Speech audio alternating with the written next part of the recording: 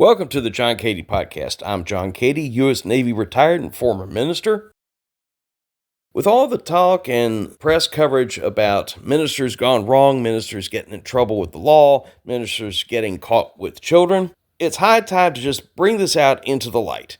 Tonight's episode is When the Church Looks Away, Why Religious Institutions Ignore Child Sexual Abuse. I might as well just call it what it is. This episode deals with a deeply painful subject, child sexual abuse by ministers, youth leaders, and clergy, and why institutions too often look the other way. What we're talking about today is not rumor or isolated incidents. It's documented, systemic, and has shattered lives. If you are sensitive to this topic, please take care of yourself as you listen. But if we ever hope to prevent abuse, we must face the truth.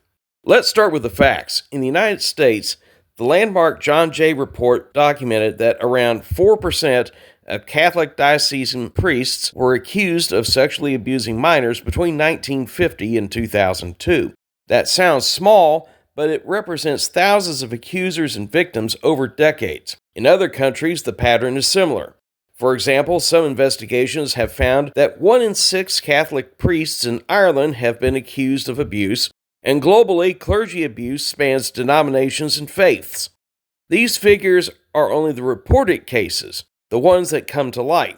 Many go unreported because victims are silenced, shamed, or disbelieved.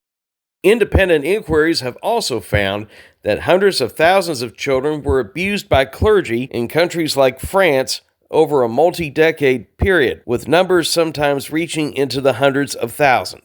And even in modern investigative reports, abuse allegations continue to surface, including recent cases where large numbers of alleged victims and accused clergy are being documented. Why do they look away? First reason churches look away: institutional protection. One of the biggest forces keeping abuse in the shadows is the instinct to protect the institution. When leaders hear of abuse allegation, many think first about lawsuits, donations, reputations, not the child. A shocking truth from investigations is that in many cases, church leaders moved accused clergy to different parishes instead of reporting them, enabling further harm. This isn't accidental.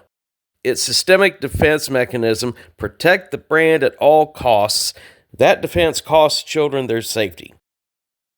The second reason: theology and authority.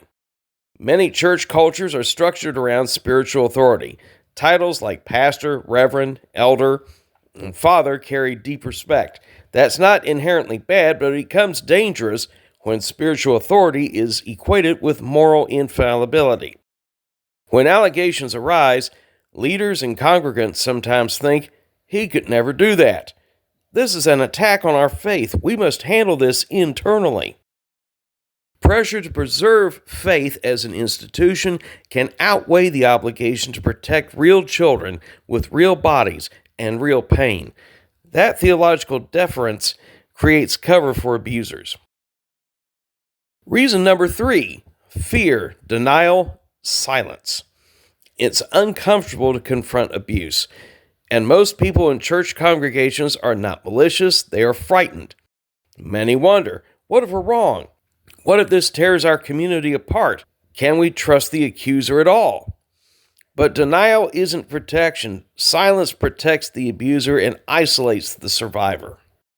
I've sat with people who never thought this could happen in their church. They said the same thing. He was beloved. He prayed with us. He led youth groups. But abusers don't wear warning labels. I know that firsthand. I've spoken to survivors, grown adults wrestling with trauma from decades ago, trauma that was compounded by silence from the very people who should have stepped forward.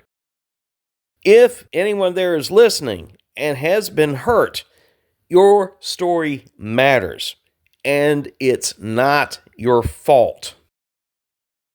That's one of the lessons I've had to learn. It wasn't my fault of what happened in my former church and the things that the founding pastor did to people in the church. What actually will prevent abuse? If the goal is safety for our children, then institutions must adopt transparency and accountability measures that don't depend on internal goodwill. That means mandatory reporting to law enforcement, never just internal committees. Independent investigations, not leader-led inquiries. 2 adult rules for all youth activities. Public reporting of credible allegations. Survivor-centered support, not damage control, because true safety requires systems, not secrecy. This is not really a long topic, but it's a very important one, and it's not about attacking faith. It's about upholding it. Protecting children is biblical, it is moral, and it is just.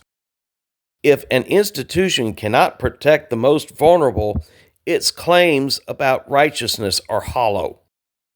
The church was never meant to be a safe harbor for abusers.